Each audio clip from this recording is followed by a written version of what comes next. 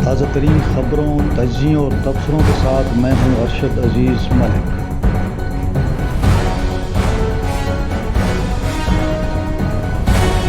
السلام علیکم ناظرین، امید ہے آپ خیریت سے ہوں گے۔ آج نئے ویلاگ کے ساتھ میں حاضر ہوں۔ آج کی بڑی خبر ہے کہ ضلع کرم میں جو کشیدگی تھی اس کو کم کرنے کے حوالے سے اہم فیصلے ہوئے ہیں، اور آج میں آپ کو ان اہم فیصلوں کی تفصیلات بتاؤں گا۔ اس سے پہلے کہ میں آپ کو ڈیٹیل بتاؤں، آپ سے وہی ریکویسٹ کہ چینل کو لائک کریں، سبسکرائب کریں اور کمنٹس بھی دیں۔ اگر کوئی خبر آپ کے پاس ہو تو وہ بھی شیئر کریں۔ کرم میں آپ کو پتہ ہی ہے کافی دنوں سے کشیدگی چل رہی تھی۔ آج ایک اعلیٰ سطحی اجلاس ہوا ہے، اپیکس کمیٹی کا اجلاس ہوا ہے، اور اپیکس کمیٹی کا اجلاس پشاور میں ہوا۔ اس میں ضلع کرم کی صورتحال پر کافی تفصیل سے بات ہوئی۔ اپیکس کمیٹی کے اجلاس میں وزیر اعلیٰ علی امین گنڈاپور، وزیر داخلہ Mohsin Naqvi, corps commander Peshawar, chief secretary Khyber Pakhtunkhwa, I G Khyber Pakhtunkhwa, اور اس کے علاوہ کچھ کیبنٹ کے اراکین تھے اور بعض افسران شامل تھے، انہوں نے شرکت کی۔ اور اجلاس میں کرم میں قیام امن کے حوالے سے مختلف اقدامات کا جائزہ لیا گیا۔ شرکاء کو بریفنگ بھی دی گئی صورتحال کے بارے میں، اور گرینڈ جرگے نے جو اب تک ڈائلاگ کیا ہے اس حوالے سے بھی شرکاء کو ڈیٹیلز دی گئیں۔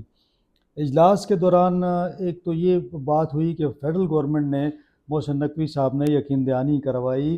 کہ صوبہ جو بھی اقدامات کرے گا، وفاق کی جانب سے جو بھی تعاون ہوگا وہ تعاون فراہم کیا جائے گا۔ اور اس حوالے سے انہوں نے کہا کہ جی امن ہماری ترجیح ہے، لہٰذا وفاقی حکومت جو ہے وہ صوبے کے ساتھ ہے، اور جتنی بھی ان کو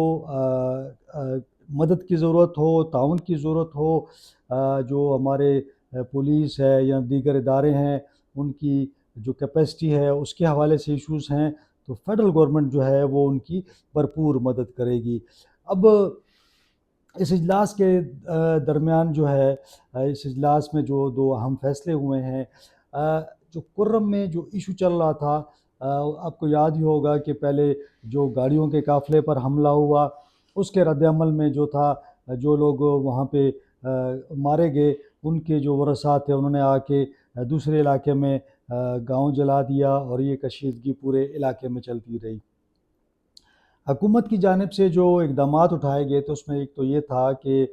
سیز فائر کی جائے، یہ پہلا وہ تھا۔ دوسرا ایک گرینڈ جرگہ بنایا گیا جس نے دونوں فریقین سے بات چیت کی، کرم بھی گیا، وہ پاڑا چنار بھی گیا، اور ان کی بات چیت چل رہی تھی۔ اب اس میں یہ تھا کہ دوسرے اینڈ پر یہ بات ہوئی تھی کہ وہاں پہ جتنے بنکرز ہیں، دونوں جانب بنکرز بنے ہوئے ہیں، اور پھر جدید اسلحہ ہے، ایسا اسلحہ ہے کہ جو پاکستان میں اویلیبل نہیں ہے، کسی کے پاس نہیں ہے، اور یہ افغانستان سے اس وقت جو استعمال ہوتا تھا امریکن آرمی کے پاس، تو اس قسم کا اسلحہ ان کے پاس ہے۔ تو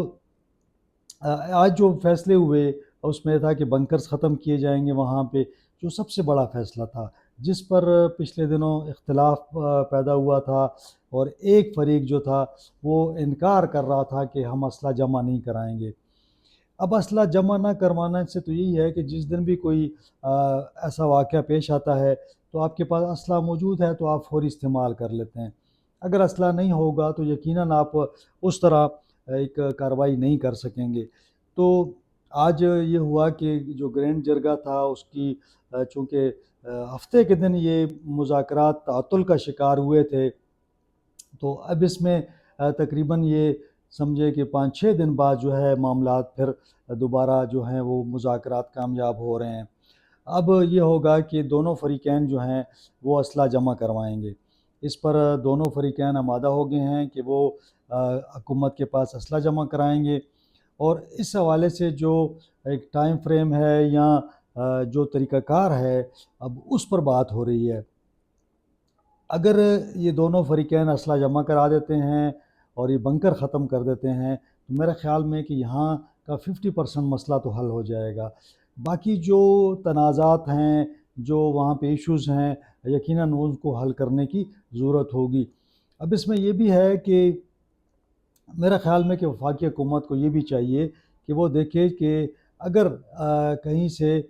غیر ملکی اس کے اندر جو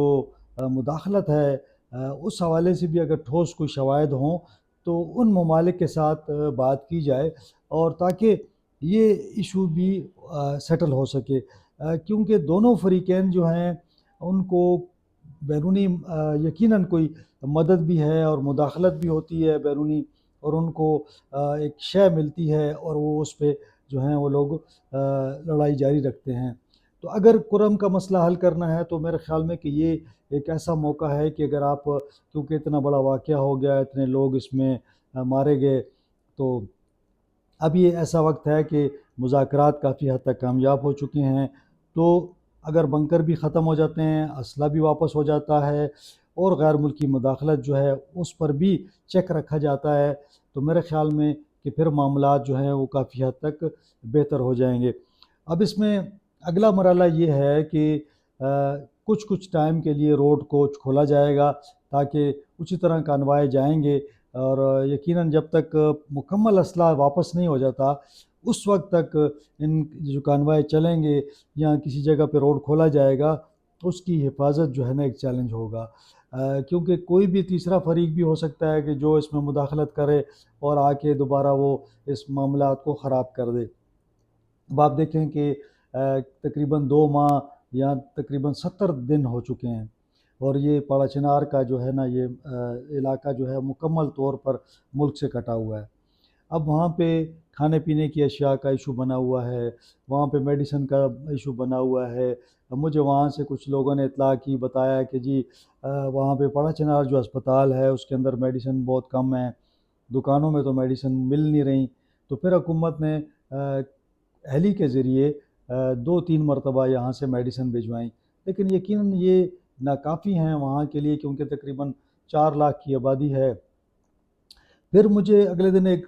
دوست نے بتایا، ایک سرکاری افسر ہے، اس نے بتایا کہ جی وہاں پہ بچے بیمار ہیں کافی زیادہ، البتہ وہاں پہ ایک بات آئی تھی کہ 29 بچے جو ہیں مر چکے ہیں، لیکن وہ کنفرم نہیں ہوا تھا۔ لیکن وہ دوست نے مجھے بتایا کہ جی دیکھیں میڈیسن بھی کم ہیں، اور ساتھ ساتھ جو ہے آکسیجن بھی کم ہو رہا ہے، یعنی آکسیجن بھی وہاں اویلیبل نہیں تھا۔ تو آپ مجھے بتائیں کہ اگر جو مریض ہیں جن کو آکسیجن چاہیے، خصوصاً جو بچے تھے، ان کو آکسیجن کے بغیر آپ کیسے پھر ان کو لائف سیونگ کے لیے تو آپ میڈیسن آپ دیں گے، ساتھ ساتھ آپ نے ان کو آکسیجن بھی فراہم کرنا ہے۔ تو یہ ایک ایشو بنا ہوا تھا کہ وہاں پہ آکسیجن نہیں۔ تو پھر میری یہاں پہ چیف سیکرٹری صاحب سے بات ہوئی، میری سیکرٹری صحت سے بات ہوئی، تو انہوں نے کہا کہ جی ہم کوشش کر رہے ہیں کہ آکسیجن بھی جو ہے نا اس کو ایئر لفٹ کیا جائے اور آکسیجن وہاں پہنچائی جائے۔ تو زندگیاں ضائع ہو رہی ہیں، مطلب یہ آپ دیکھیں نا کہ ایک جگہ کا محاصرہ ہے یا ایک جگہ بند ہو چکی ہے، اور وہ وہاں پہ آپ جا نہیں سکتے، کوئی بھی سپلائی جو ہے وہاں پہ نہیں جا رہی، اور یقیناً اس دوسری جانب جو ہے وہ افغانستان کے علاقے ہیں، تو وہاں سے بھی آپ کوئی نقل و حرکت نہیں کر سکتے۔ تو کہنے کا مقصد یہ ہے کہ یہ ایک سیریس ایشو ہے، اور 4 لاکھ لوگ ہیں، ان کی زندگیوں کا سوال ہے۔ ٹھیک ہے، جو بھی واقعات ہوئے، جو بھی ملوث تھے، جرگہ جو بھی فیصلہ کرے گا